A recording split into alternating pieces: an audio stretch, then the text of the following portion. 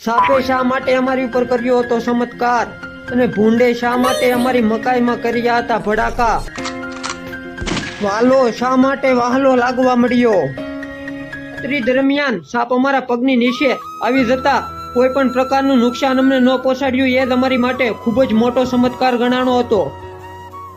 સવારમાં જ અમે બળદગાડું લઈને વાડી તરફ ચાલવા માંડ્યા. ત્યાં જઈને અમે જોયું કે આજે તો આપણી મકાઈમાં ભૂંડે કર્યા છે ભડાકા. આ જોઈને અમને ખૂબ જ દુઃખ થયું, પણ આ તો કુદરતી જીવ છે, એનું અમે કોઈ પણ જાતનું કંઈ પણ કરી શકતા નથી. हे प्रभु हे प्रभु हे हरि राम कृष्ण जगन्नाथ प्रेमानंद ये क्या हुआ? ઘણા બધા દિવસોથી ખેડૂતો વરસાદની વાટ જોઈને બેઠા હતા. આજે વાલોજીએ વહાલા કરી દીધા. અમારો મિની વિલેજ તમને પસંદ આવે તો આ વિડીયો શેર કરજો. હજી સુધી અમારી ચેનલને સબસ્ક્રાઇબ ન કરી હોય તો સબસ્ક્રાઇબ કરજો અને આ વિડીયોને લાઈક કરવાનું